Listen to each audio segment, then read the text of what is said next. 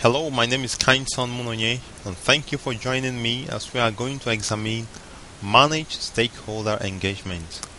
Managed Stakeholder Engagement is the third process under the Project Stakeholder Management knowledge area.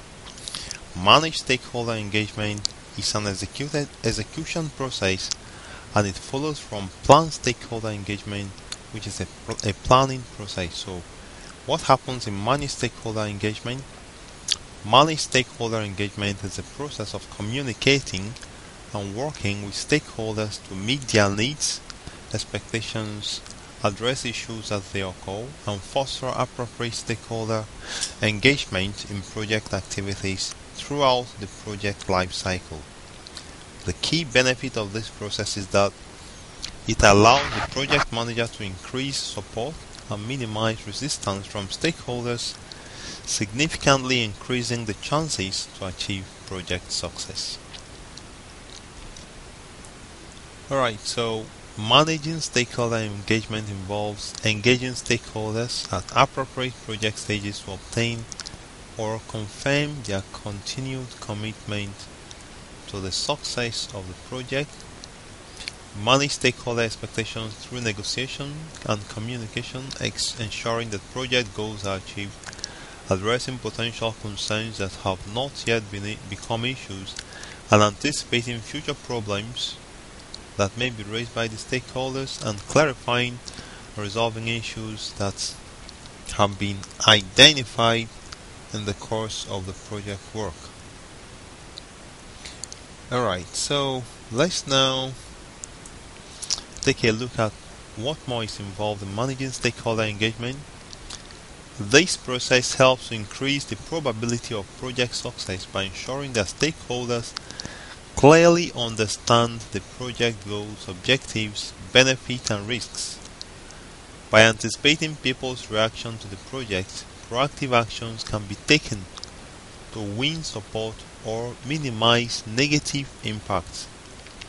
The ability of stakeholders to influence the project is typically highest during the initial stages. As the project progresses, the ability to influence the project slows down along the line. So during the initiation, the ability or the power of the stakeholder is highest at this time. Active management of stakeholder involvement decreases the risk of project failing to meet its goals and objectives. Let's now look at the ITTOs of Managed Stakeholder Engagement. We have an input, Communication Management Plan, and of course we have Stakeholder Management Plan, an output of the Plan Stakeholder Management, Change Log. Is it Change Log or Issue Log? Change Log. What we have as input is not issue log but change log. So this one should be change log. Okay, so that is what we have as input, and of course we have organizational process assets. Tools and techniques are communication methods, interpersonal skills, and management skills. Then as for the output, we have issue log, change request, and then updates to procurement documents.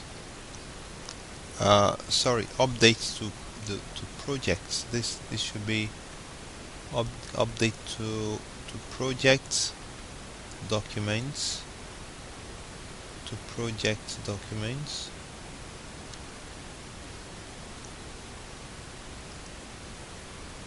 I'm not very good at writing.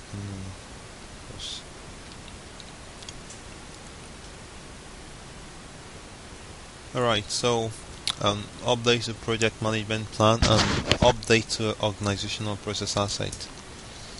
We do need the stakeholder management plan because this provides guidance on how the various stakeholders can be involved in the project. It describes the methods and technologies used for stakeholder communication.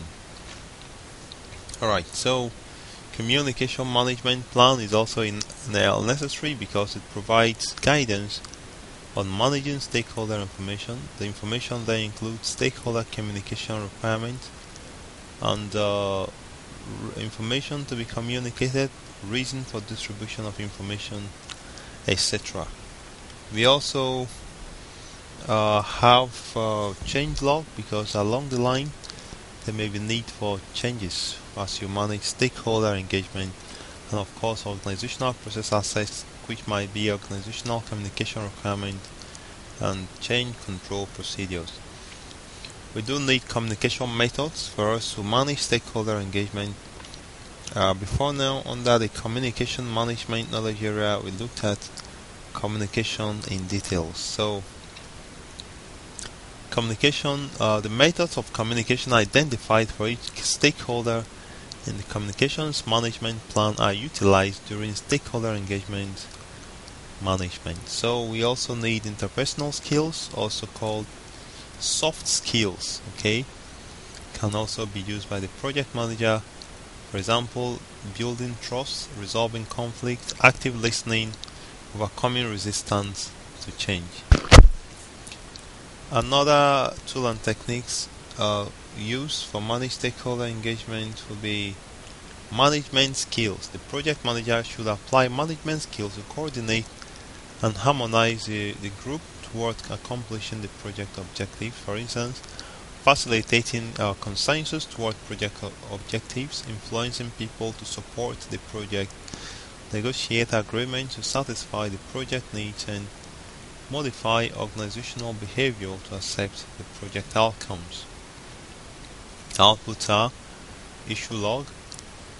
Managing stakeholder engagement may result in developing an issue log, a log which is updated as new issues are identified and current ones are resolved.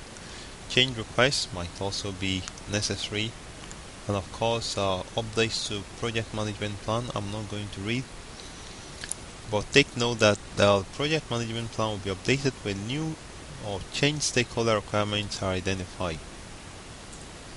The project document update, for instance, we may have to update the stakeholder register and other necessary documents. Then we have organizational process assets updates. Spend some time taking notes of which organizational process assets might be updating as we attempt to manage stakeholder engagement. So spend some time here, stakeholder notifications, project reports, and etc. So I hope you understand everything we've discussed about managed stakeholder engagement, and I'd like to thank you for joining me. As usual, I'm going back to the ITTO's page so that you'll be able to get your head around these inputs, outputs, and tools and techniques for managed stakeholder engagement. Please join me as I discuss the final presentation on the stakeholder management knowledge area, and that is control stakeholder engagement.